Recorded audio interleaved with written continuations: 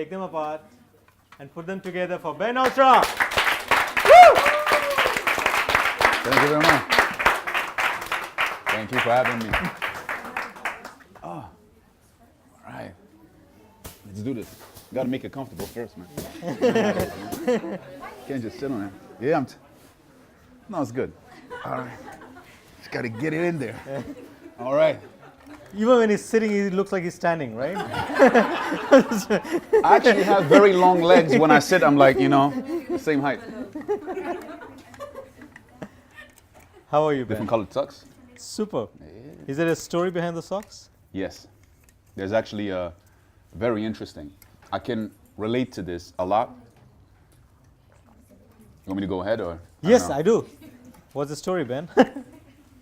So, when you told me about this, immediately I had that metaphor of, like you have two different colored socks, so because you're different. But most people are trying to fit in, but everyone is different anyways. There's no sandcorns in the whole desert that are alike. There's no two human beings that are alike, but we're trying to fit in, just like chameleons. Yeah. And that is a little bit my story, because when I grew up, my dad is from the Ivory Coast, my mom is German, I'm half black, half white. I grew up in Ivory Coast, and then I moved to Germany when I was 14. So I was always in different environments. We moved a lot, and I was always trying to find myself in, the environment that I was in. So, and I was always introverted more and shy, and I didn't want to stand out. So you have to blend in with everyone. So then you become a chameleon. You put me on yellow, I become yellow. You put me on blue, I become blue. So who am I actually? And then... When did you ask that question to yourself first? What happened? When did you ask yourself that question I realized that later on. How late? It goes in steps and progresses, right? Because you realize sometimes that you can't really, please everyone. And that no matter how you change, there's always going to be someone that's going to think you're not normal. Because what is the norm? I think that here in Dubai, for example, is very apparent because you have people from so many different cultural backgrounds. Like if, you're in this community, and I speak almost 5 languages. I speak, yeah. So, English? English. Well, my first language is French and German. Then English. I studied in Holland, so I speak Dutch and understand Spanish. So I go around in different communities, but it's not only a language that's different, it's the culture that's different. Because in Ivory Coast, which is in Africa, you speak French. But they're completely different from French. And I lived in Belgium, they speak French. They're completely different. And in Canada, they speak French. So you see, you have English people are completely different than Americans from their mentality. So it's not only the language, it is the way they behave. It is the movies you watch, the music you listen to, everything that comes with your history is, kind of tainted by that environment that you're in.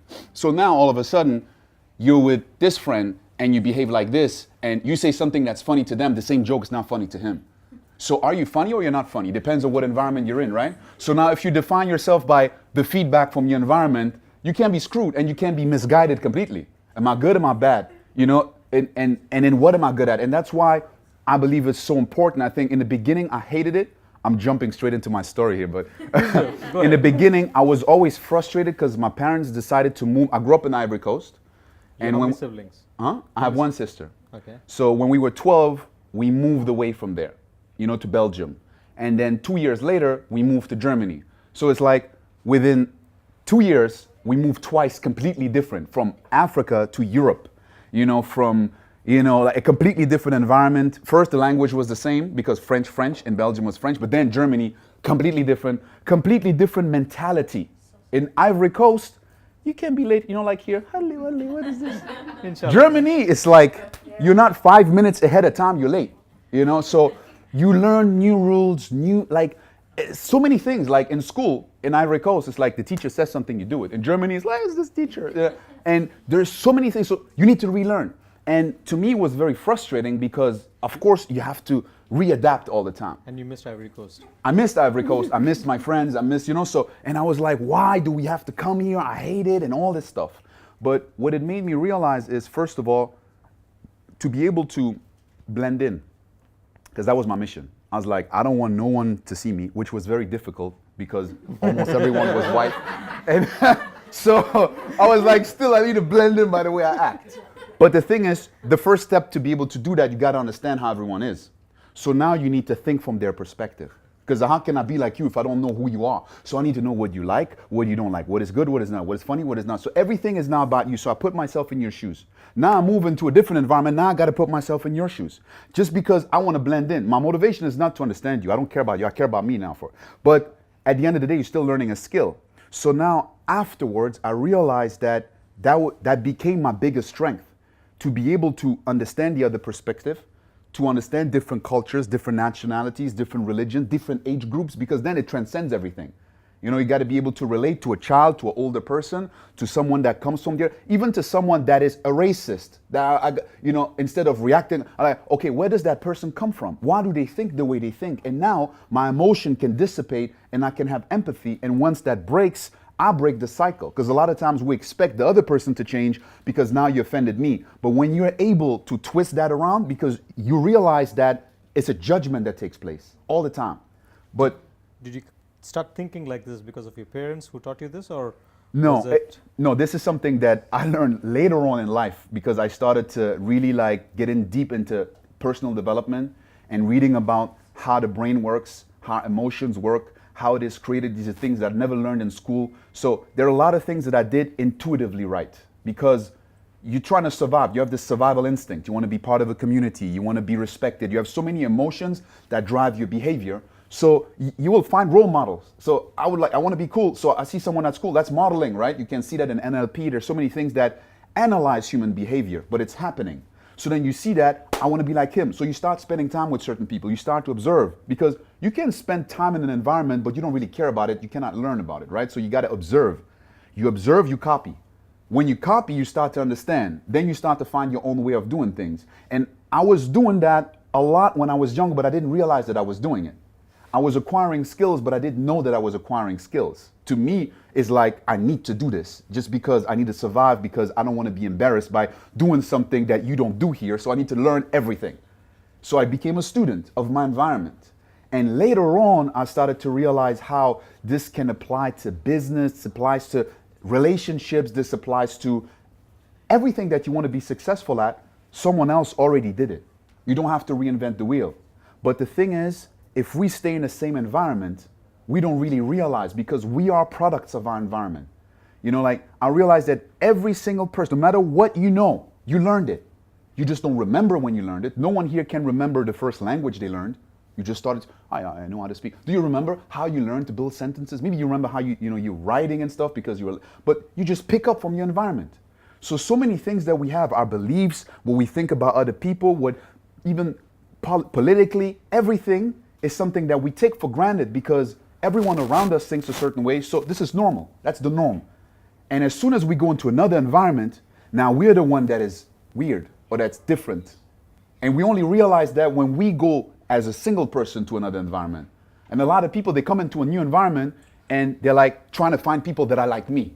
So then I don't feel like this, right? Yeah. But I didn't have that choice, because I was not an adult. I was a child. You put me in a class, I'm in a city, I have to be there. So now I have to blend in. But I learned a very good skill. That's why I try to put myself specifically in environments where I feel like I don't belong, or I have to learn certain things and I have to adapt, because it makes me challenge my current beliefs. And it makes me realize that what is different in you, because that is one of the best takeaways that I had. I always wanted to be like everyone else, but that's impossible if you constantly change your environment. And at one point, I realized that once I gave up trying to be like everyone, because it's impossible, it's an impossible mission. You just don't realize it if you're surrounded by the same people all the time. That once I let go, and I was just me, and I was open and free to be able to express myself in different ways, that other people wanted to be like me and saw me as an example. How old were you? When I started to realize that, around 22, 23. That's pretty late.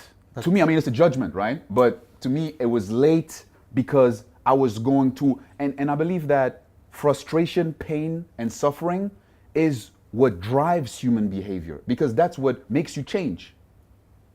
If I'm sitting here and it's comfortable, I have no reason to stand up. If this is hot and burning me, I'm going to stand up immediately. So I'm going to change my situation, right? So if something is painful, the thing is, a lot of people are frustrated because they don't know what to do. So I don't know what to do.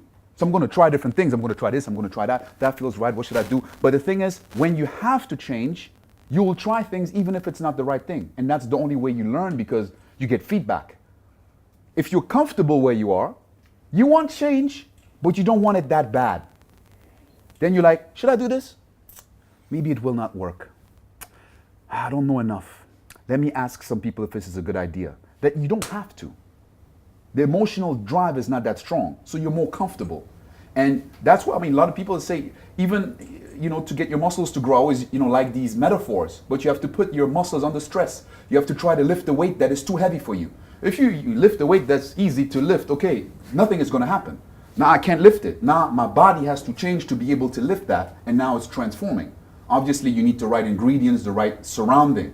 But that is something that when you put yourself under pressure, you can grow. But in the moment of pressure, it doesn't feel good. It's painful sometimes. But when you start to associate that with growth, and what comes from growth is something that is beautiful, because you're able to understand. Like for me, I was like, I went on this journey of learning everything I can learn about, the human body, the mind, how everything, the subconscious mind, like communication in the beginning, in business, about sales, and you understand about psychology, and everything is connected to how we work, because that is one thing that I was never really told is to understand about myself. I was always told to learn about math, learn about biology, learn about geographic. I know all the planets in the universe, but I don't know me. So I want to ask you. So I believe that it's important to learn a lot of things, to read a lot of books, but I think that the book you need to read most is the book about you. Yeah. And you need to continuously grow. If you're not growing, you're dying, right?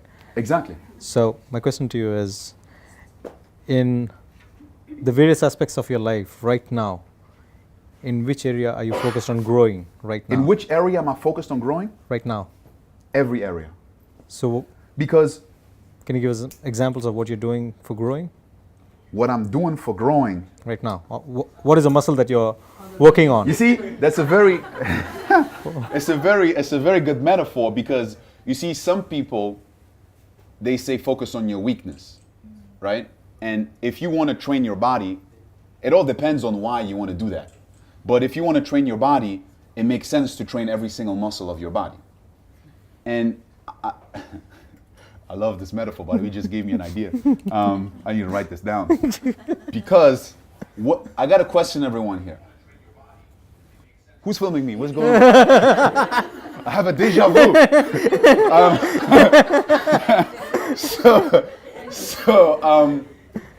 I got a question.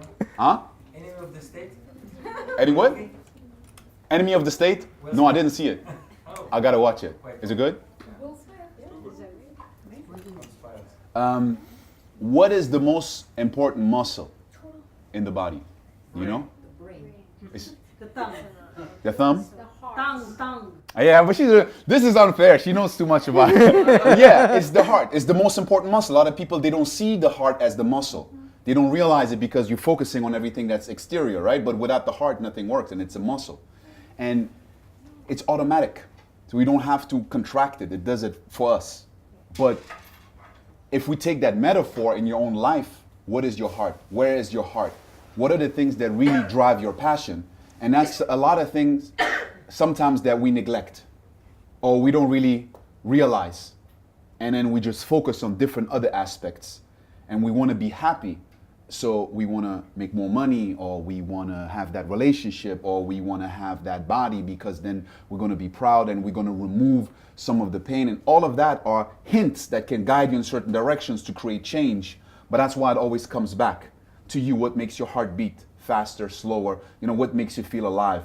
So that's why it's just like, I am right now doing what I believe is my calling. And I mean, we can get into the story. I don't know, because everything is related. Please do. Okay, so you want to ask me questions or I talk? Because I can talk if you want. Go on. Okay. I'll stop you when I want to ask something. Okay, good. So go on. So, chronologically, I'm just going to go back real quick to just give you a quick, kind of platform. So, I grew up in Ivory Coast. We moved to Germany, and there was quite an adaptation. Then, when I was in school, I didn't really ask myself questions like, what do I want to really do with my life? And I really like, I was going through a rebellious phase. I was very introverted, and then there was a time where I was kind of picking role models that are really cool and this and that. And I was like, I want to be like this, I want to be like, confident and, so, and then I exaggerated for a while. I imitated too well, so I thought I was the coolest and I didn't care about nothing, and I was a kind of a rebel a little bit, so I didn't really care too much about school, and it couldn't, like, I was always very creative, but I didn't feel like school could get my attention for certain things, because I'm very practical. Like, I learned something, I want to know why do I learn this and how can I apply this to my life. If I don't see no connection to my life with what I'm learning, and then I get this judgment of I'm not a good student, I'm not good at reading books, I'm not just interested in these topics, but I'm the opposite. I devour, I eat, I drink books, but on topics that are relevant to me, because now it's a thing, you want to, for example, you have a problem in your relationship, you read a book about relationships, now you're going to read it because you feel that everything that's in there could help me. Your business, sales, whatever it is. That's why a lot of people are really like focused on certain things, but some people always say, I'm not disciplined, I'm not motivated, I'm not this, I'm not that, because they will focus on areas of their life where they're not. And they will judge themselves based on this, because that's an area where they're lacking. But they don't see all the other areas where they are actually really successful and really productive and really motivated. So that was something that I had to find out for myself. But I was like, yeah, I don't really know. My father was, he grew up without a dad. He had a really like, well, you can say tough childhood compared to what I grew up in. He's like, he was raised in a village where it was not, you didn't have to go to school. Where? But somehow, Where? In Ivory Coast. So it's like, it's one village, it's called Bouaké. So it's like a small village right next to the. And how do you meet your mom? Pardon? How do you meet your mom? I just heard, how did you meet your mom? So I was like, huh? I was confused for a second. I don't know, like, one day she was there, I was there, it was kind of destiny, you can call it, right? I really like, do you believe in destiny? That's actually a really good question, Deep, huh? Maybe, sometimes it's like you choose where you will be born in, and you're like, I want to be there. That's what I need, But, so it was like completely off track. So that's good. You broke my pattern. You had so many things going on in that split second. Huh? Yeah, that was like, woo. Okay. So where was I? Oh, yes. Where did my dad meet my mom? Where? I think that's what you mean, right? Where? How? In Germany. So my dad studied in Germany. Okay. And he met my mom there. And, But he was in a village where he didn't have to go to school. Yeah, he didn't have to go to school, but he went to school. That's what I was getting at. Okay. So it was not, no one really like forced him to go to school. And it was something that he felt he needed to do. And his brother, for example, a lot of people in his family didn't go to school. And, you could just work on the fields and you got paid and stuff like that. So, and he had to walk almost 1 hour to go to school. And if you wanted to sit on a chair, you had to bring your own chair, kind of like this. So, he really grew up in an environment where everything was self-driven. And he didn't have no one to tell him, do this, do that, do that. So, but, and he was very tough on me, because to him it was like, you have all these chances, you have all this, and you need to take that chance. It's like, from his perspective, I couldn't see that back then. To me, he was cold, he was not loving, he never complimented me. I always wanted this reward of like, yeah, I'm proud of you and this and that, but it never came. Because to him, it's just like, I'm providing everything from you. That's the love I'm showing you. It's like you have the 5 love languages, like everyone expresses love the way they want to receive it. I didn't know that. So to me, it was just like, he's cold and I need to gain his respect. So that was kind of a driving factor for me. My mom was completely the other side. My mom was a teacher, sports and biology. So I learned a lot about, my body, about fitness, about training. In the beginning, it was not about bodybuilding. It was more about, like just training in general, sports. I did, since I'm 4 years old, I think did everything. From swimming to tennis to basketball to gymnastics, everything. Like everything I did. And that's something that I just grew up with. And then she was always like, pushing me to read and, like to draw, to just express myself in different ways. Just, just let me do. And she was very strong on not watching television, too much. We could watch, we didn't have that many channels in Ivory Coast. We had 2 channels. And it's just like 1 cartoon per day that came on TV. So you didn't have that, like mass of of entertainment, and then you rely a lot on your own creativity for games and for, you know, like just creating your own world, because it's not, you play a game that's already been designed for you and you watch something that's already been produced for you. Now you have to create your own story with this and this, what's going on. So you start to play, which is what kids do naturally, but it was just extended, right? And then I just started drawing and creating stories. And yeah, so we moved to Germany, and then there was a phase where I finished school and I didn't know what I was going to do. And a friend of mine was like, yeah, you know, they have like this initiative in Germany. They have a lot of initiative for, you know, for young people. So it was kind of a center for almost a year. You have people that teach you different skills, how to write CVs, how to go to an introduction meeting, how to, you know, find out what you really want to do. And you had some tutors. And that's where I met one guy who was doing NLP. And he came into the room and he got our attention like this. Like, I would never forget it. Like, he came into the room and he was overweight, and he just came in and say, before anyone, you know, like starts making any jokes, I'm going to say I'm a homosexual, and let's start this, you know, I'm gay. So, you know, if you want to make jokes, you can make jokes. I'm like, okay, that's a great way to introduce yourself. And most of us were like 18, 19 and stuff, you know, kids that don't know what they want to do with their lives sitting there. So it's just like, everyone's like, and, but to me, he had so much confidence sitting there by, you know, being so vulnerable in front of young, because he was, you know, older than us, and he knows your adolescence and you're going to make jokes and this and that. There was not 1 inch of insecurity in him that I felt, where I was like, how is that possible? Because I always felt that you need to become strong, you need to have money, you need to have this before you can feel like this. This guy obviously sits there with something that in our world looks like a flaw to just expose like that, and he doesn't have that. And then he came up and he started reading the list of names, and he said a name, and he said, where are you from? And then one girl's like, from Thailand. And he starts saying something in Thai, and she responds. And I said, the next one, where are you from? Russia. And he starts speaking Russian with him. Where are you from? Ivory Coast. He starts speaking French with me, like a couple of sentences. I'm like, well, what is this? And he's like, yeah, I you know, have like small conversations in like around 40 languages. Huh? And then he's telling us that he has like a black belt in Taekwondo, whatever. The list goes on. I was just like, this guy is impressive, but just not only by his list of things, but because of, you know, just his aura that he had, right? And then, you know, he did some visualization exercises with us.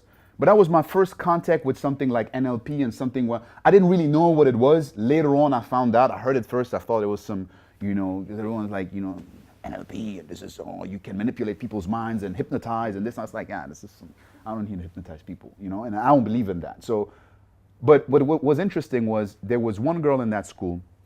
She was preparing for an art academy in Holland, and she was preparing her map, because, you know, that was part of the whole thing. Whatever job you want to apply for, you can write your CVs and this and that. You can do an apprenticeship. You can do whatever you want, you know, in that 1 year to just find what you want to do. My dad always said, do business. If you do business, you can always make money, you know. Study international business, do something. And you know, I applied, you know, for one, there was one company where there was something that I could do in the office. I went there for like, I think like for 4 days. I called and said, I can't be here. I just felt that environment, the people there, it was just something. I said, this is not something that I want to do. And it's not something that appeals to me, because it's not just about making money. I didn't know what I wanted to do, but I knew what I didn't want to do. And then I saw this girl, and she was just, you know, making paintings and drawing things. And she's like, yeah, this is the art academy, and they have like this this test that you go, and you have to show them the art that you're working on. And she's been working on, you know, things for like the past 8 months, 9 months, you know, doing all different pieces to show diversity, you know, because, you know, she was working at McDonald's before, and then she saved up money, and, you know, she said, I want to do that. And I've been looking at this for the past 3 years. This is what I want to do. And they have a day of the opening doors. And it's like, next week, if you want, come with me. I said, I have nothing to do. Let's go. We went. I saw, like, you know, because it's just like the art academy. So they have autonomic art. So it's like sculpturing, paintings. They have photography, graphic design, film, fashion design, you know, architecture, everything design in Holland. So, I mean, you're there, the teacher is smoking a joint and stuff, and you're just sitting there, you know. But it was just like really an art environment. And I was just like, whoa, I don't know how I can make money with this, what I want, but I know I want to be here. I want to be here in this environment, and I want to do sculptures and paint and do all this kind of stuff that they're doing. There's just something that connected with me, with that energy. I didn't even compare to what is the best place to study this? Like, this is the place I want. I don't know any other school, any other whatever. I want to be here. And the thing is, they had the deadline when they had, till when you can apply, and it was like 2 weeks. And everyone is like doing all their maps for the past year and 6 months, and I had 2 weeks. So I was just like, okay, I need to, there were not YouTube tutorials, but, at that time. So I just went to the library, I got some books on art, and I just asked a few people, how do you do, what do you do? Okay, cool. Took some pictures, and in 2 weeks, I just created like 20 pieces of art and, drawing and sketching, and it was actually cool because there was something, it's called, I don't know, in German it's called papier-mâché. I don't know if you know it. Paper mache. Yeah, paper mache. So you can actually, you have this grid and you can put it on top, you can create shapes with it. So I was like, I had one idea, it was just in my mind, and I just had this image, and I said, I need to do like a papier-mâché sculpture, right? So, what is his name? Man, there is one, it's like a Greek god that's supposed to hold the planet, and it's called Atlas. It is the name of the book. Atlas. Yeah, so Atlas, and I was like, yo, that's cool, because at that time I had an afro like this. And I was like, would be cool if this Atlas, instead of carrying the earth, he's carrying his huge afro, right? So I created it, and it was literally like, like this. I didn't know.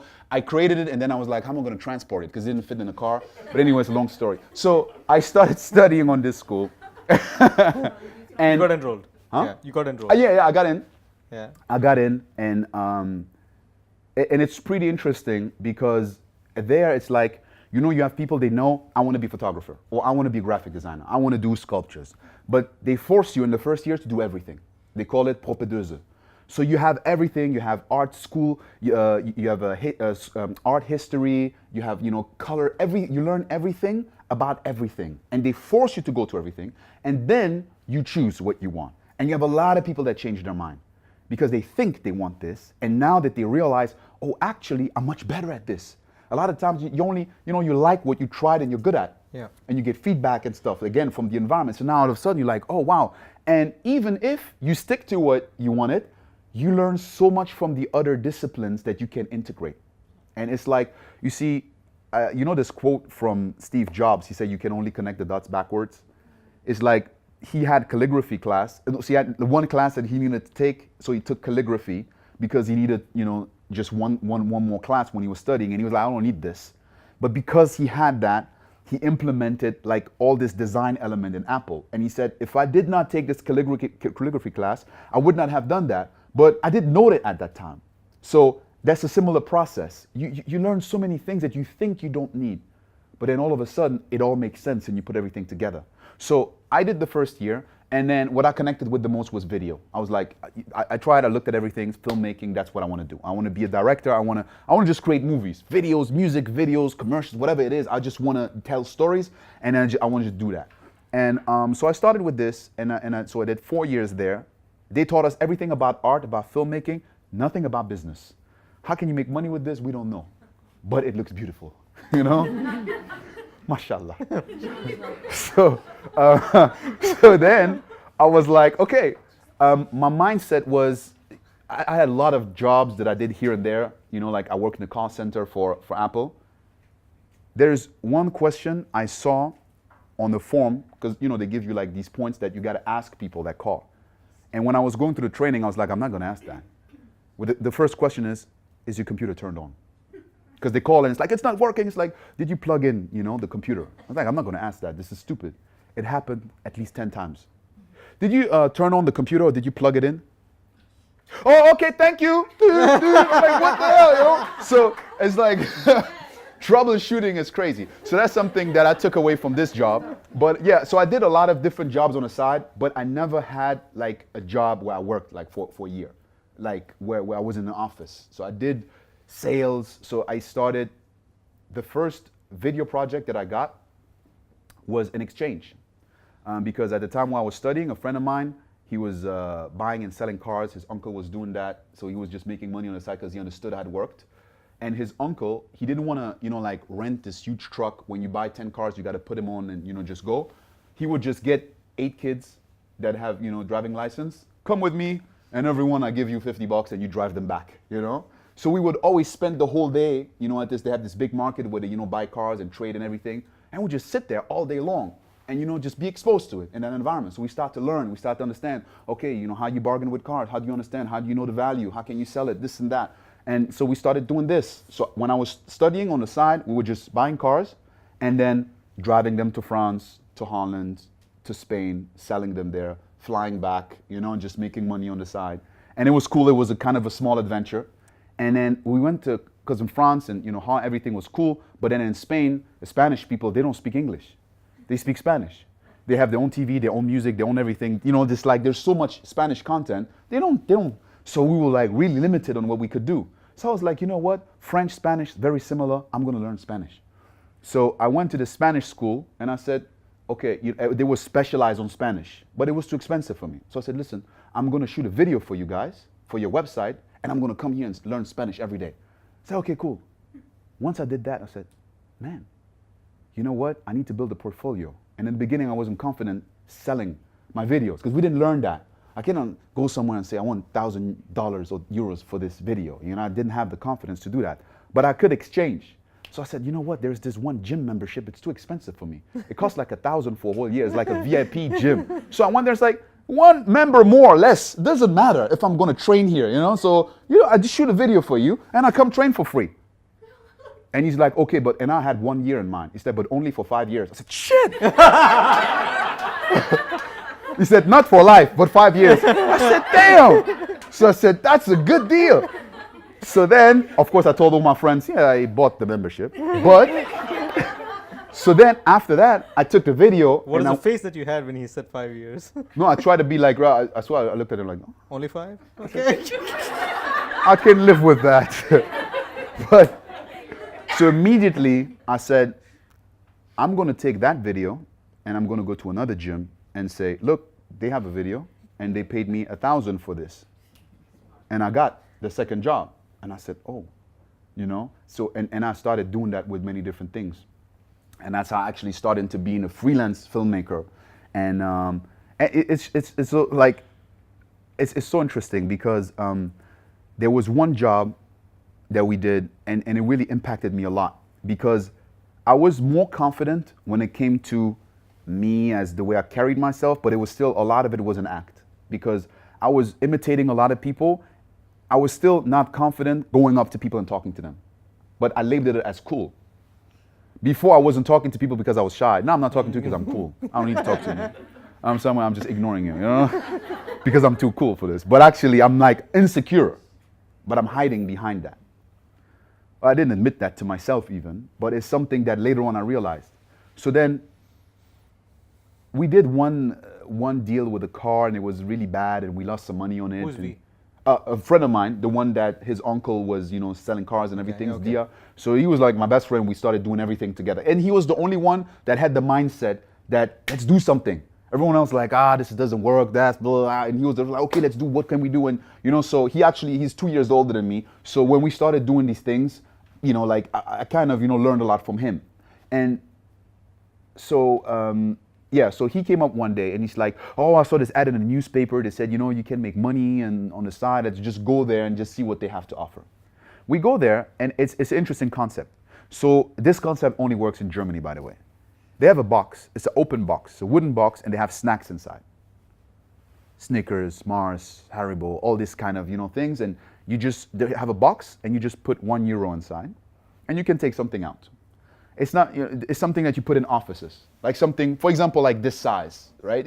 If you have like 20, 30 employees, it doesn't make sense to put like a machine. And in Germany, you have a lot of areas where you're just like so many companies there, but they don't have a canteen, they don't have a supermarket, they're a little bit isolated, everyone brings their own food. So they make money on the side by this. They just go to companies, they just put it there, and they test it. Now the thing is, it's based on trust, because you could take something out and not pay. But in Germany, it doesn't work anywhere else. Holland, France, Belgium, doesn't work like that. But in Germany, they have this kind of, oh, someone is going to see. Whatever the reason is, no one takes something without putting money inside. There is this trust factor there. Not everywhere, but most of all. Like all the companies that we went to, it was working. The only thing is, they're very skeptical. Like a lot of people, to convince them, like the person that's in charge, we're just going to put this here, because the people that had that business, it was a franchise. So it was a guy in Berlin that started it, and they went to all Germany, they went that city, and they said, we're just going to put this box here, and we come back after like a week, and we just check if people, ate everything, blah, blah, blah, blah, and they paid, and then we just fill it back up. And they're like, no, I don't want to take the responsibility. What if someone takes it, they don't pay, I'm going to have to pay it, I don't want it. So your job is to convince that person. And it's like cold. You just have this box with chocolate inside, and you just walk into any company, and you say, hi, my name is Ben, and it was called Snack Bear, and I'm the Snack Bear. And, and I have this box, right? And you start your pitch. So these guys, they were there, and they were like, yeah, it's very, it's tough, because they've been trying to do it on their own. There were two guys. And they were like, man, we get like 2 boxes on a good day, 3 that we can put down. And they were like, we give you 20 euros. Obviously, we didn't know anything about negotiating. We accepted immediately their first offer. We said, man, this is easy, man. We're just going to put, we have charisma, blah, blah, blah, blah, blah. And we're 2. So we go, first day, 2 boxes. And then one guy called, no, my boss doesn't like it, bring it back. So 1 box, and we're 2. So we're splitting, 10 for him, 10 for me. We spend 6 hours. We were like, man, but then we were like, hold on, man. There's got to be a way. Because that like him and me, we always feed off each other, And that was a time where I was starting to listen to, like Tony Robbins, Brian Tracy, because I had an uncle that I met right before we started this. And, he had kind of this similar aura to this guy that I saw that was doing NLP. He was asking me a couple of questions about me and stuff, and he immediately pointed out a few things. And I was like, how did you do that? Like, how, he's like, oh, you're right now, you're doing this and that. That's what you're thinking, and you're worried about this. And I'm just like, it's my uncle, but I never met him. It's like, in Ivory Coast, you have a lot of uncles, and he was in the States, and anyways, just like India. Yeah, exactly. Yeah. So I never met him, and he knew so much, it seemed like he knew so much about me. And I was like, how did you learn to do this, what you're just doing right now? And he said, you know what, that's a very smart question. Because you're assuming that I learned this, and you can learn it as well. Most people would think that's just the way you are. I'm not like this. So I'm going to send you a list of books, and if you read them, you're going to know everything that I know. And he sent me a list of 30 books or more. I got it as an email, and I was like, okay, I'm not a good reader. That's my own limiting belief. Which year? Oh, which year? Man, I was 20, around 20, like that's the age, like when I was 20, 21. Yeah, but 2000. Man, I don't know these things. 2000. Before the recession, after the recession. Before. Man, yeah, I'm not good at math. Where's the math teacher? Yeah. So that's hold on one How many years second. before now? 82. So I was 20. So that was 2000 and. Come on, man. I don't know, man. Yeah, exactly, man. It's like math. I'm like, hey, I'm a heart person. I'm not, like this. So. Okay, go on. Yeah. So anyway, I'm 20. I'm 36 now. So that's 14 years ago. Okay. 14 back. Do the math. Yeah. Don't just sit here and listen passively. Do some active engagement. So, so basically, we were starting to. So actually, that was very interesting. I got the list, and I started to listen to audiobooks. So my first instinct was, which book here exists in audio? Let me listen to it first. And that's where I started listening to Tony Robbins, because he just got me with his energy. I started listening. I was like, I listened to this, I don't like his voice. Nah, boring. And then this, so Brian Tracy and Tony Robbins were the first 2. I was like, okay, I like the way, like immediately it's like passion, personal power. I'm like, oh, yeah, I like this. What's going on right here, And it's like easy. You just start the tape, and it starts with questions, Don't you wish you had more in your life? Yes, I wish I had more. So it's like, immediately he got me, So I started listening to that. And again, my friend Dia, he's the first one that kind of, you try to share it with some friends. And most of them like, this is bullshit, what is this positive thing? And he was like, oh, that's cool, that's interesting. And so then we got into the point about conditioning yourself and stuff. We read in the beginning. But that was the time where we started with the snack bear thing. So we were like, because that's when, at the same time, right? You learn something, but now you have an area where you can apply it.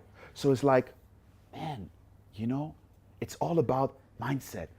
Your emotions. We feel rejected, but they have emotions, and we can maybe manipulate their emotions. That's when we go to NLP, like, oh, maybe we can, so we need to manipulate, we need to trick them, So and the good thing is, because we're 2 of us, we could coach each other. So what we would do is, like in one case, I bring the box and he starts talking.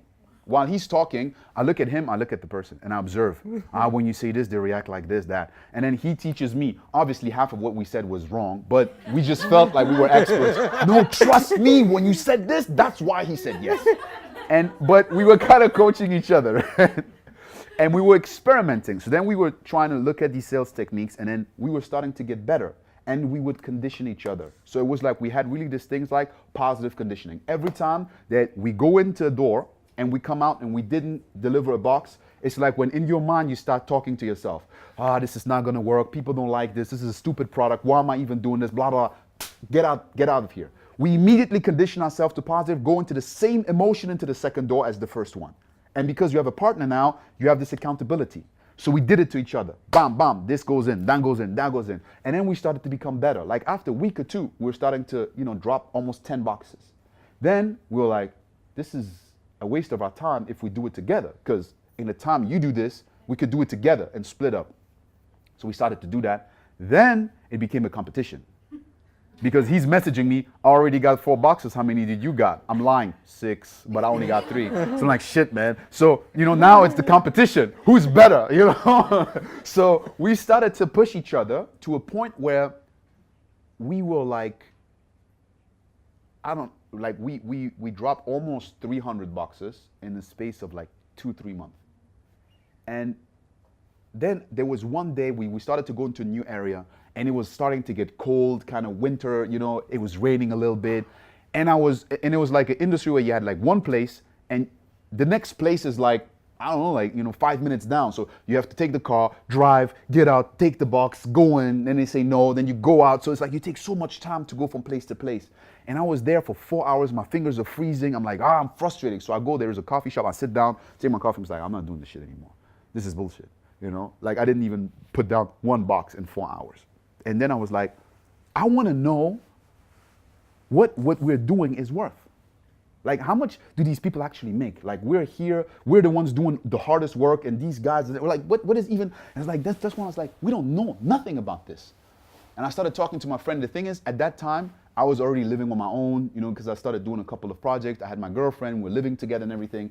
My friend, he was a student. Like in Germany, when you're a student, you kind of, you get like these, it's kind of an incentive. You can live in these big buildings that they have for students, and you pay like 150 euros a month rent and stuff. I had to pay 500-600, and it's like, so his lifestyle is like, if he has 1,000, he can live 6 months with that. Me too, so it was just kind of, to him, there was no big pressure, and he was like, no, it's okay like this, I said, let's find out. So we Googled a little bit, we found out who's the actually like inventor of this whole snack bar system, and he was in Berlin. So I said, I'm gonna call him up and act like I'm interested in also becoming a partner, and I want to open up, and I want to know everything if you want to open a franchise. So I called him up and said, yeah, so what's the investment? How much, can you make back? How much do you pay the employees? Blah, blah, blah, blah, blah. So then he's like, yeah, you invest this much, and normally, like after 9 to 12 months, you do, like you break even, because, you get the cash flow. You need around 300, like clients to, to break even. And normally it takes around 9 months, but we have 2 partners in Aachen, that's the city where I'm from. They have 2 very good, students that work for them, and they were able to do that in 3 months. I'm like, he's talking about us. It's like, we were able to do in 3 months what normally they take 9 months to do. Time is money. I'm like, man, we can't take 20 no more. It's like, we're taking 50. He was like, huh? To him, it's like more than double. It's like, no, we can't do that, this and that. I said, no, we can't. Let's do it. And then we said, we are the snack bears.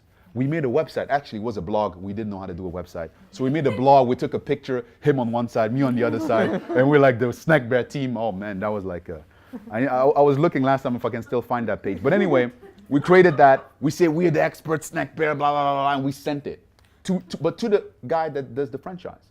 Because like, he has in every city in Germany people that have this, not only these people here. So we can offer the services, because we can, deliver 3 times faster than what they, they normally get.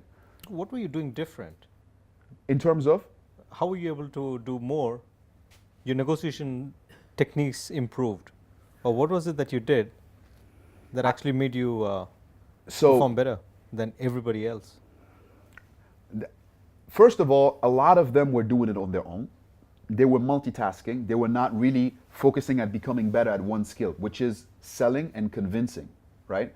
They had 3 other people that I met that were doing this, and I just saw from their personality, one of the guy was more like, yeah, you know, some people they like it, some people they don't. We really went in with the mindset approach is, if this person does not want the box or the no that this person is telling me, it's not the first instinct that I have that he's rejecting this box. Is he doesn't see the value in it. He didn't really understand it. It's my job to make him understand that this is the right way.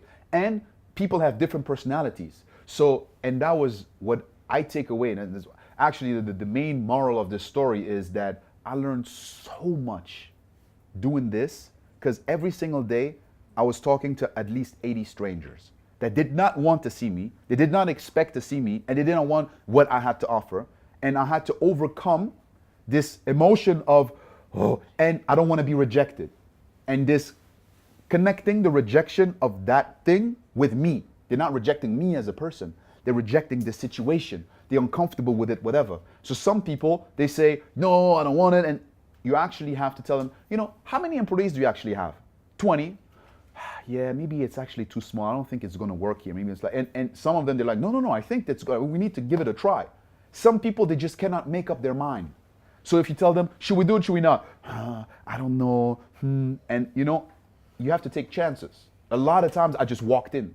I just walked past by. I see a table, I think this is perfect here. Let's just put it here. What I say, we try it for a week. We come back after a week. If it doesn't work, we just pick it up. You have nothing to lose. But I already put it, I move things. Like there's something, I move it and I just place it on the other table. We put it there, that's amazing here. Do you have a coffee? Do you have a second? Do you have a kitchen? And just start, you know, making decisions for them. And a lot of people just, they let things happen. And you just gotta take it. Hey. But when you do this every single day and you repeat it, you start to become comfortable. Like if I would have seen myself 3 months in advance, I would have said, I'm never gonna do this what this guy's doing. But with experience, you start, and that's how you do step by step. You try, you see, and it's not, you know, like that what you did with this person is gonna work with that person. And you just kind of, you know, find your way. But that was really something that like helped me to adjust and see. And it came back again, you know, with the before, to be able to adapt to other people, to their energy, to be able to feel it and stuff like. It's not only, this is my pitch, this is what I have to say. I have to memorize it and I have to say that. If they say no, I leave. No, it's not about that. It's about being able to see the situation, to react to it and to go with the flow. And so that's, you know, that's something that I did for like a year.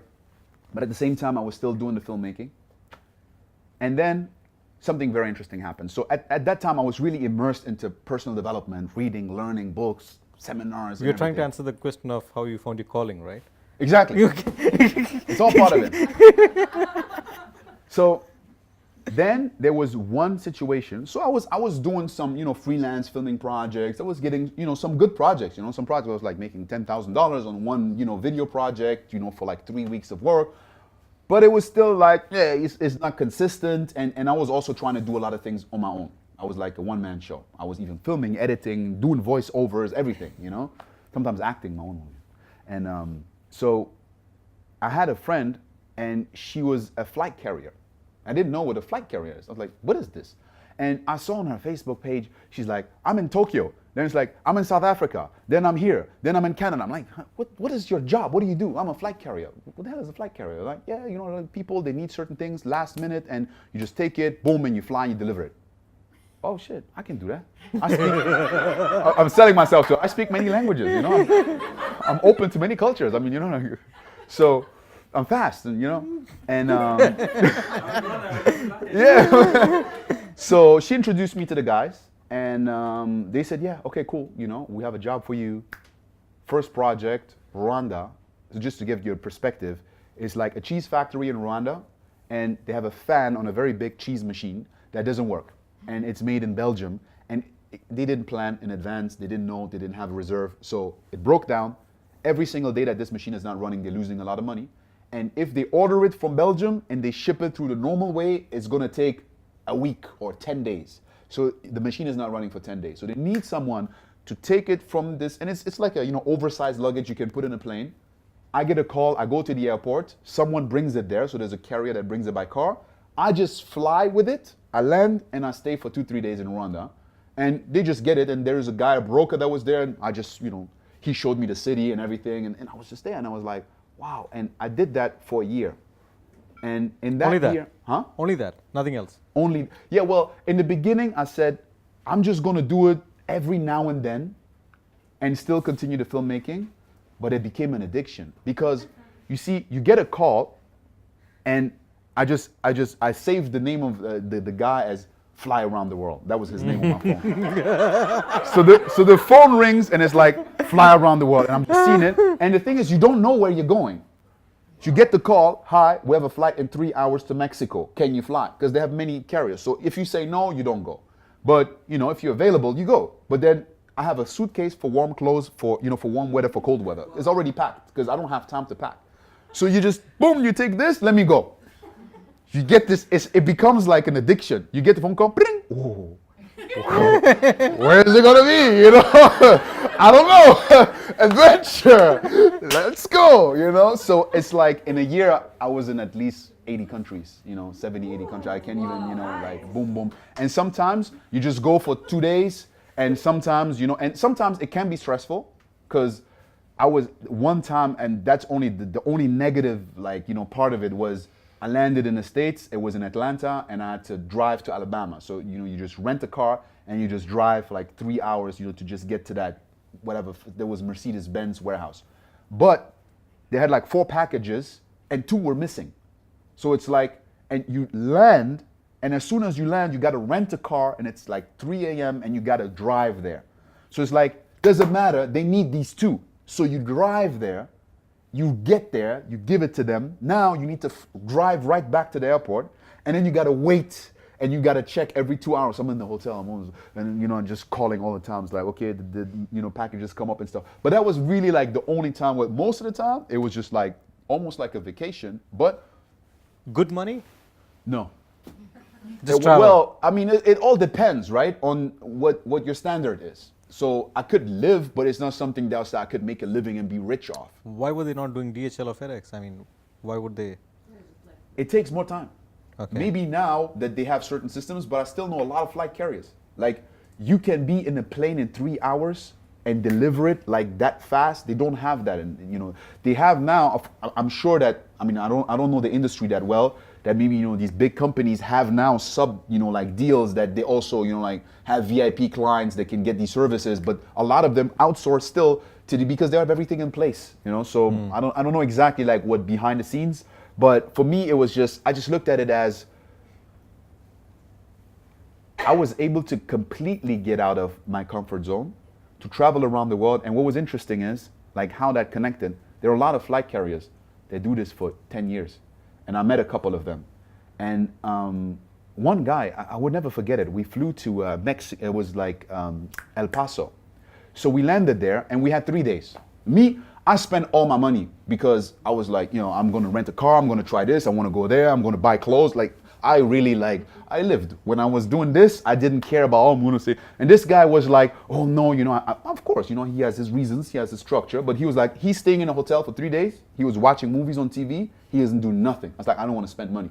He rented the hotel right next to the airport, and he was there for 2 days. I said, I'm going to go around. And before social media wasn't as strong as now, but what I did is I went on LinkedIn and I went on Xing. There was another platform. And because the first month, I was everywhere and I was like, man, I'm somewhere, I don't know anyone. I'm just renting a car, driving around, seeing, okay, that's cool in the beginning, but then I was like, I would like to know. So you need to know locals. You need to know people that live there that can, give you hints. So what I did is I started posting my Facebook, on LinkedIn, on Xing, because I know that I'm flying in 3 hours. Sometimes it's the next day. Most times it's the same day. So you don't really have a lot of time to plan. Who knows anyone that is in Tokyo? Who knows anyone that is here? I always posted it like this. I'm like, oh yeah, my sister knows someone that she studied with. Oh, my uncle, bam. Random people, I started meeting them everywhere around the world. Hey, what's up? I'm in your city. Let's meet up. What are you doing? Oh, we're going out. Oh, I'm doing nothing. I'm at work. Baby, come sit. Let's have a coffee. I started meeting everyone. So interesting. People I would never have a conversation with if I would stay in my normal environment. And it starts breaking so many patterns. That's why, things like a flight carrier, you don't know about that job. Why? Just because you only know what people around you know and do. You don't go outside of that circle. There's so many jobs, so many things. That's why it's like you're only as free as the options you know. So a lot of people, they say, you know, I don't know what to do with my life. How many things did you try? Where did you go? Who did you meet that is not in your current circle? There's so many opportunities right now. You just don't know about them. It's like I heard this quote. I'm not sure if it's still true now because more people live on the planet, but that you're connected to everyone in the world over 5 connections. So over 5 connections, somehow you're connected to Obama or Madonna or whoever. Because you know someone that knows someone that knows someone. You just don't know who that person is. 5 degrees of separation. 5 degrees, exactly. 5 degrees. And that's it used to be maximum, 7, right? but I think now it's Oh. max. Yeah. Exactly. So Yeah. it could even be 2 or 3. Yeah. And that's the thing. It's like a lot of times we don't ask. Yeah. We don't ask people around us. We don't really go out there and we try to figure out everything on our own. And that's when when I said flying around the world and connecting with the world, that was my window to the world. And it was kind of that situation made me think about this. Because a lot of people say, oh, I wish I could fly around the world so I could meet people. You can meet people in your city that you don't know. Or in your country that you don't know. Think about this meaning. Think about what? What happened? You said think about this. It made me think about this. What is this? No, when I was flying around, because I was in a different city, Yeah. it made me think about contacting people and asking okay, people okay. everywhere who knows someone that's, okay, you know, yeah. to just reach out. Because Yeah. before I was in my comfort zone. Yeah. I know people and I'm cool. I don't need to talk to people, you know. So I was applying this to everything because I was coming back to Germany in my own city. There's so many places and people and this and community that I don't know. And I've been living there.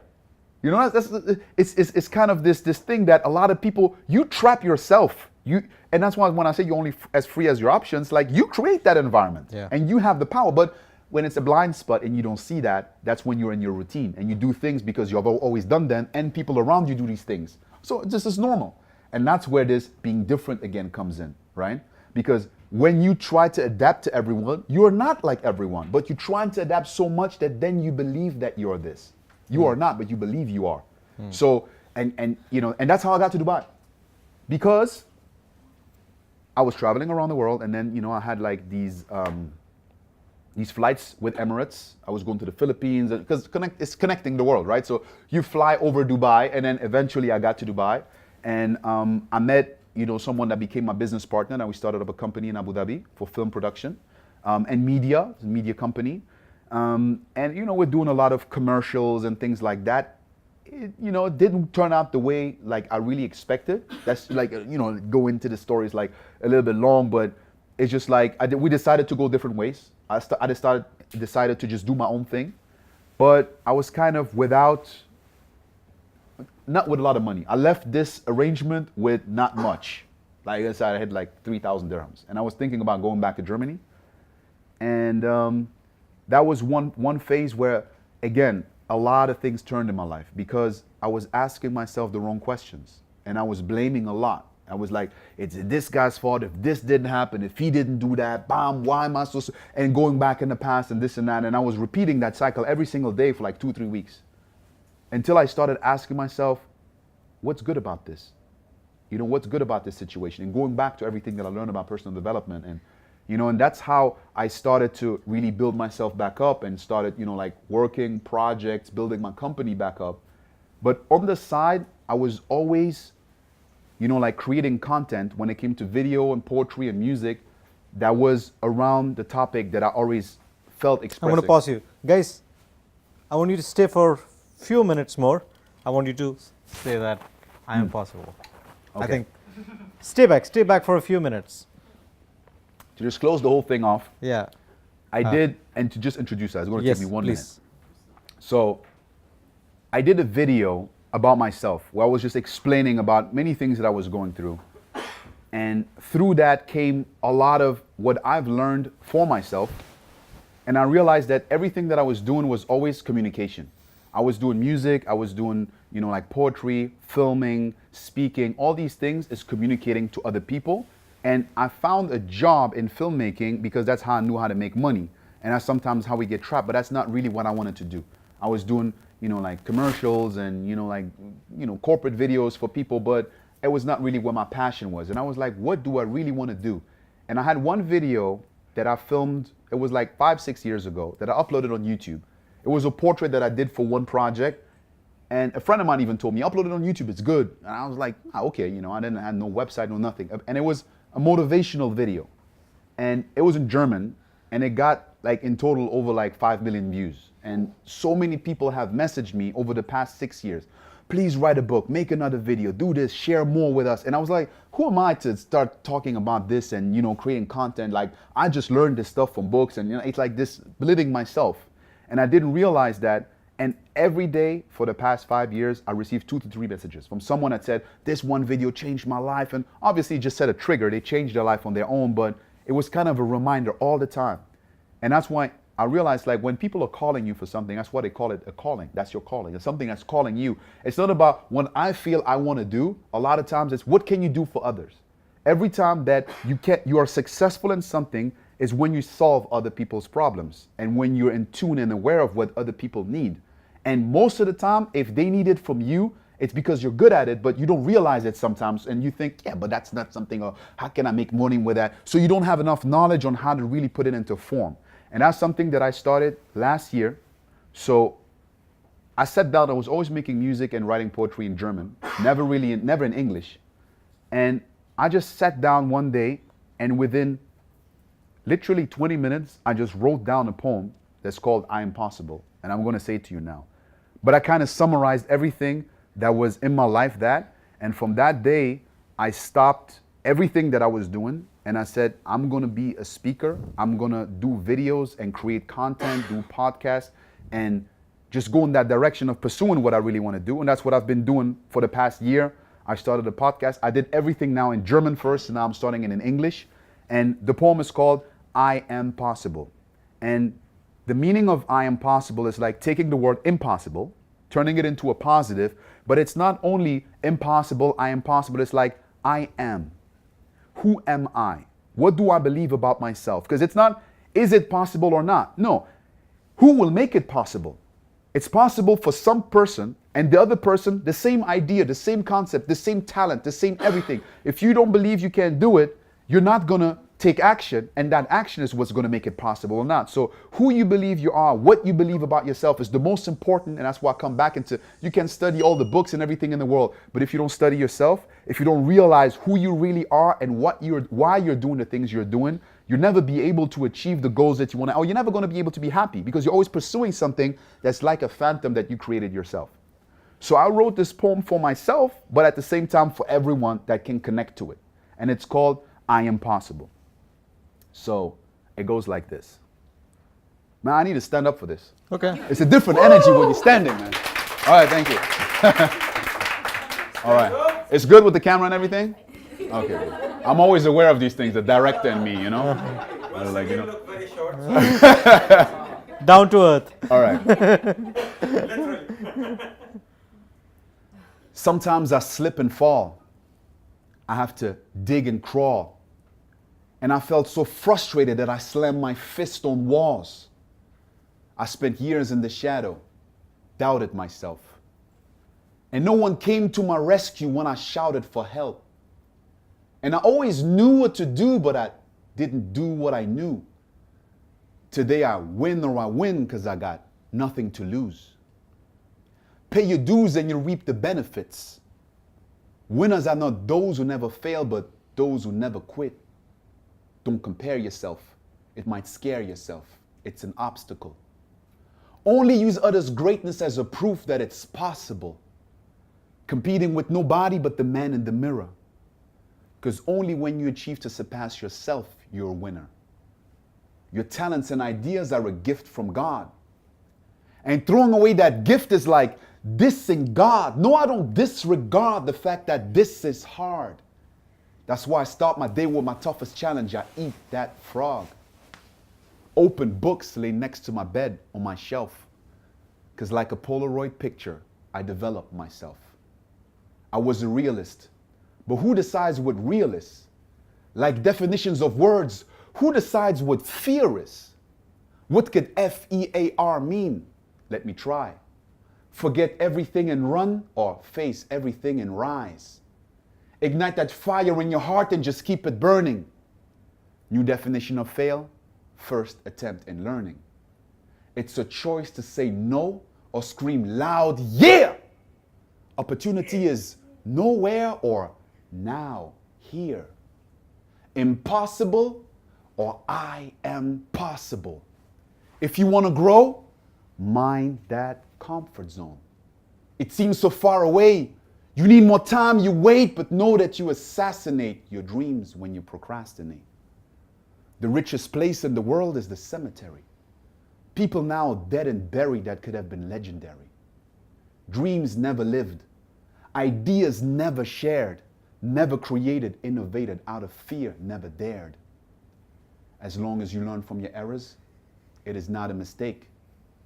You don't have to be great to start, but have to start to be great. So start today and say, I will not delay. And every obstacle in my way will be knocked away. Put your hand on your chest, feel your heart beating and say, I'm scared, I want to run, but I'm not leaving. I might fall and get hurt, but when I stop dreaming, because I know eventually every wound stops bleeding. Until I stop breathing, I will not stop to grow. And always remember that I am possible. Until I stop breathing, I will not stop to grow. And always remember that I am possible. Thank you. Thank you. Goosebumps. Samir, can you play that video clip? Because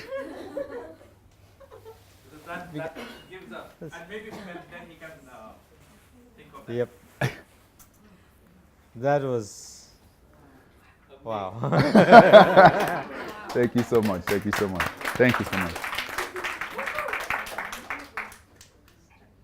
So I love the way you define the way calling also is. It is your own definition, or you've heard it from somewhere? I mean, I'm sure maybe someone else, you know, that's the thing. but It's like, beautiful. I thought of I it never thought about it because I before. think lyrically, I always think of metaphors and things. So maybe someone else said it before, but I didn't read it somewhere else. It just came to me. I was like, calling, you know? And it's like, even in German, because actually I took it from the German, because in German, your job actually is called Beruf, and rufen is calling. So actually when you have a job, you know, like a profession, it is called, in German, it's the word calling. And I took it from there, and then I said, hey, in English, it is literally calling, you know? So, yeah, so it works even in different languages. What is your calling today?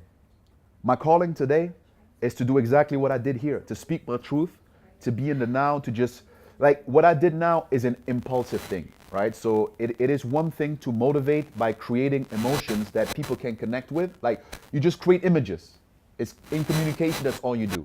Whether you make music or you have a video, you just create a connection to get someone's attention. But then at the end of the day, it's like every single person will find within themselves what they need to do to transform. And like just to summarize it, because I like motivation, you know, you're on Instagram and you see these quotes and it sounds really cool, but I like to go deeper. So I started last year a podcast in German. I recorded now 105 episodes in the first year. And I said to myself, once I reach episode 100, I'm transitioning to English. And I'm launching now on the 5th. So in 3 days, I'm launching the I Am Possible podcast, where I'm going to take, thank you. So you all need to subscribe. All right, I will send you the link. And but yeah, I wanna take it deeper, because I believe that, you know, motivation is, when you break the word down, is your motive for action.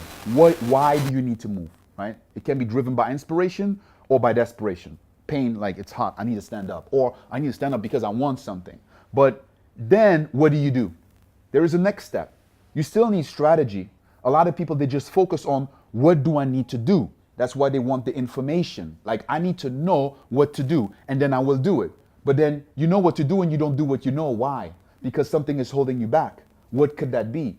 It could be your environment. It could be the people around you that create your reality. So you think certain things are possible or not possible, also as a reflection from who is around you. You change your environment, all of a sudden you get new ideas, you see new things, and something is possible all of a sudden. And your own conditioning. So your self-limiting beliefs. What do you believe about yourself? And this is why, like, what my work is to really try to make these topics that once you understand them, it's very similar to, you know, like fitness and nutrition. You know, you have a lot of things that when you understand it, it is simple, Yeah. but a lot of people don't know how to communicate it, or they overcomplicate things so much. So you have so many informations that you kind of feel like, oh, I don't know what to do, and then you just give up, even though if you would just stick to it for a while, everything makes sense. Yeah. And that is, for me, my job is to create with what I have, with my unique ability, content that will inspire people for change. And you see, there was a question earlier, it's like, what makes you the best in what you do, for example. And I love, like this concept, there's Seth Godin who was talking about be the best in the world. And being the best in the world, he said, is not like in sports, if you say Usain Bolt, he's the fastest man in the world, that's something you can measure. But if you talk about, for example, like anything that you can do, you can be an artist, you can be a writer, you can have a product. What's the best restaurant in the world for you? Okay, if this restaurant is in Japan, what uses it for you? It needs to be in Dubai. So if it's in your proximity, what's the best music for you? Maybe you're, like Japanese, so you like Japanese music. So some Japanese person is going to be the best in the world for you. Yeah. So I'm trying to be, I'm not trying to be, I'm expressing who I am. And the best way I can is going to be for some people what they can connect to. For some people, it's not going to be what they're going to connect to. So I'm not trying to chase that and reach everyone. I'm going to try to express it with music, with poetry, with fitness even, combining certain things because, you get people's attention. I have so many young kids that because of the way I look and then I rap, they start paying attention to me. And then I start to talk about topics that they're like, huh? Like I do raps about breathing patterns, pranayama, for example. I do talk, about like what I did with I Am Possible was actually a rap. So I transform it to just, put that into the perspective of some people that might never have been confronted with that and make them think about themselves. So, and I try to be, to just be open and share things about myself as well so you see it in perspective and it's not just information and theory. So that is my calling today, tomorrow, and to do what is real to me, because I believe that, a lot of times we feel that we're starting from zero when we go into a different industry because that's a concept we believe in. Yeah. But I never started from zero because everything I'm doing now is like, if I haven't been rapping for the past 15 years, I wouldn't be able to do certain things now. If I didn't do filmmaking, if I didn't do these sales, if I didn't do the snack bear, I wouldn't be able to do certain things that I'm doing right now or understand and see them. Yeah. If I didn't do flight care. So everything is part of the journey. Yeah. And that is why, even if tomorrow in 5 years, we know our world changes, social media and everything, I do something that doesn't look like what I'm doing now, it's still going to be the same calling for me, which, if that makes sense. It does. And that's something that I try to communicate with the tools that I have. Super. Thank you so much. Coming to the end of the session, one last question. Okay. Could you share the guy's number, fly around the world? Yeah, I mean, it is tempting. It is so hard. Like when I said, like, I'm just going to fly twice a month. Boom. Fly around the world. Wow, your heart starts beating faster. Right? Some people go to the casino, I had this. So, yeah. Super. While you take the card, before you reflect, sorry guys, I didn't have an opportunity to ask questions. That's the reason why you didn't have an opportunity to ask questions, but reflect right now. Share with us what were your takeaways, what you take away from Ben today. So much of content out there, but what's so much astonished with the statement that says you are as free as your options. Mm. Man, you made not my day, not my life. You made my legacy. You made my history. Wow. Absolutely, yeah. Wow. That was the most powerful sentence. I need to write that down. I will probably write a book about it. I wrote it down. Take that. Yeah. Amazing. May I ask a question? yes? No questions? No. No questions, just reflections. Because we're coming to the end of the show. It's pretty late. Yeah. Yeah. After we'll break away and then you can. For me, it's you can only connect the dots backwards Yeah. because that's where it all starts. And Yeah. so you are so impressive that it's mind blowing, but it's really that thing, and it's aligned with your environment, aligned with the culture.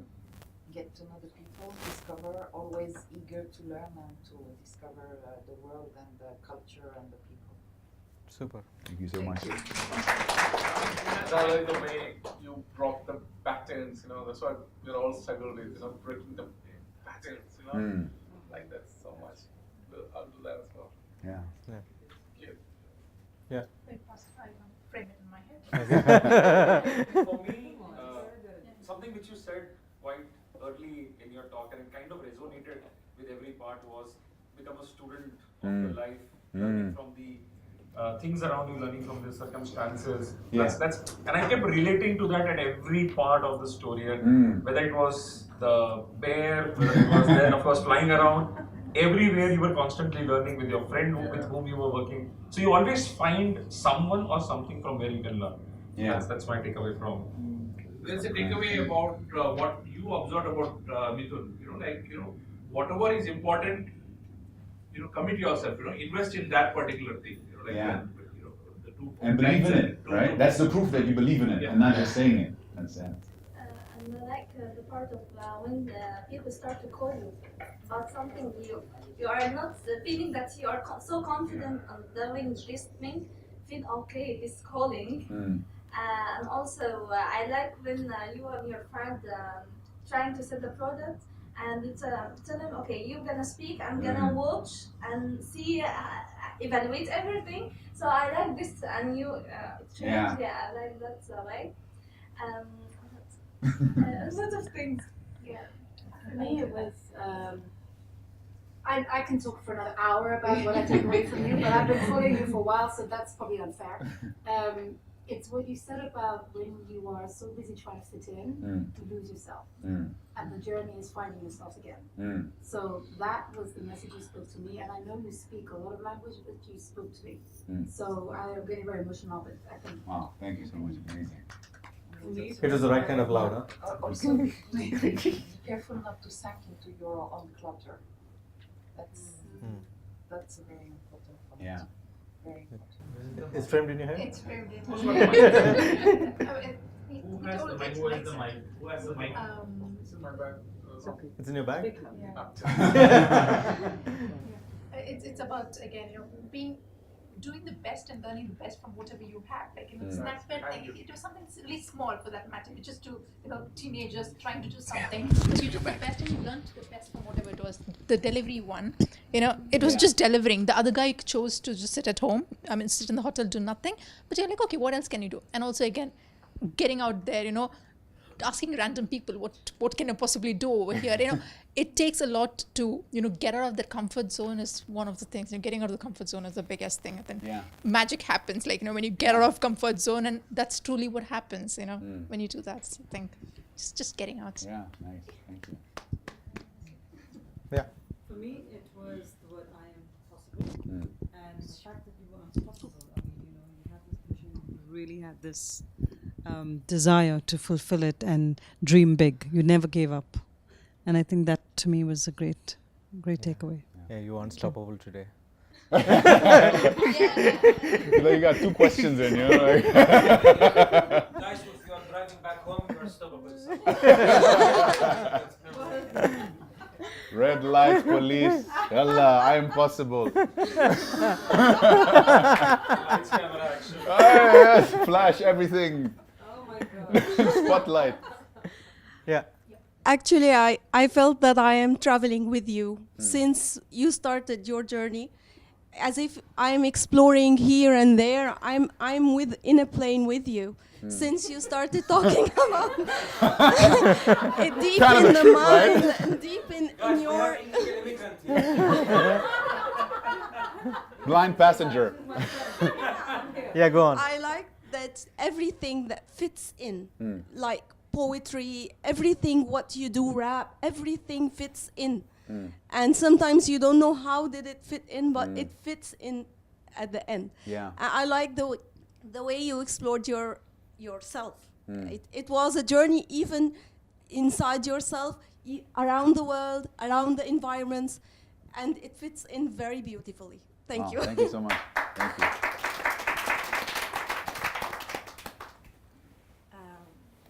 So first, when you And talked she's, by the way, about all the way from Italy. She's Italy, just come. wow. Yeah.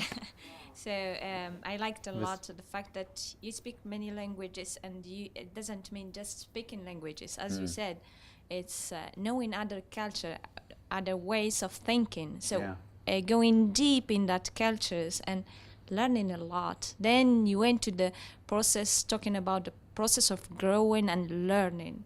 So each one, I really fully agree that each of us has its own way of learning, and we have to look for this way of learning. That's what you explain in a very nice way. Yes, we traveled with you in your story, and it was really like traveling with you and getting your experience. You transfer us your experience. That was really nice. And we many times we forget that the process of learning, it's not in just schools, in passing exams, but it's about how we apply that to ourselves. So that's we miss that a lot. I mean, each one of us has to look for the right way for learning many things, just not not just for books, from life, from the others, from traveling, from whatever. And that was amazing in your story. So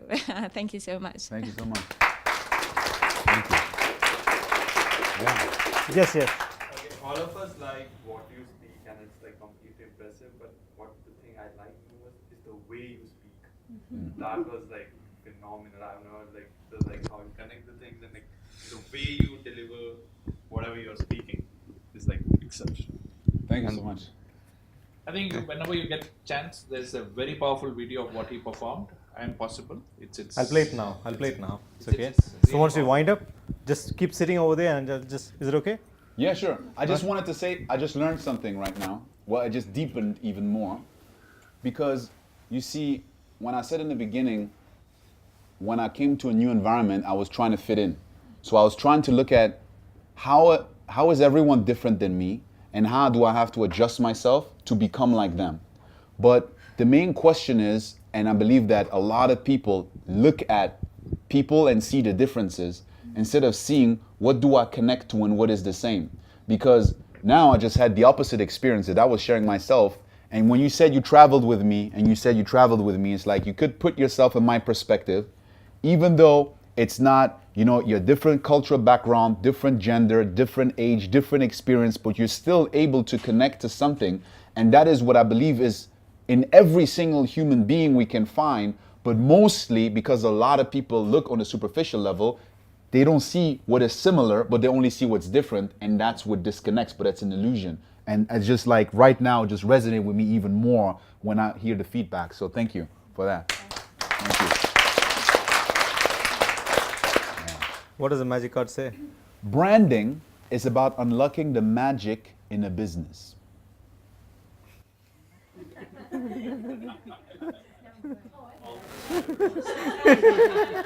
How much time do you have? So,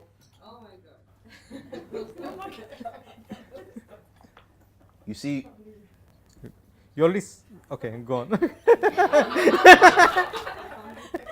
see how you blend that. I would like to transform this. Can I do that? We don't have rules, man. We're different. Of course, go ahead. So, I believe that when you say branding is the way you present normally, that's perception is how you present something to the outside. That's the branding, that's the packaging, that's how. So branding is not, only about unlocking the magic in the business. I believe that if they say the power within brand, because you have good branding, bad branding. So what would be the power of unlocking the magic? I think that if we translate that to a human being, because every one of us is doing the branding of themselves. The way you dress yourself, how you present yourself, how you talk to people is your branding, and how you present yourself to the world. And a lot of times, the magic is your true self, but you kind of lock it in because you create that branding on top. And I would say freedom is about unlocking the magic in yourself to the world. But, cause, yeah. From that, my take is you unlock the magic in people. Because And you're the that's magic in your that's business. brand. This is your brand. You are walking your talk. You unlock the magic. You touch everyone in their own language, in their own system, in their own belief, conditioning, and you break it down to the simplest way that you unlock the magic. So that's why that card, for me, it resonates 100. Absolutely, absolutely, yeah. Thank you so much. Thank you for that help. Thank you.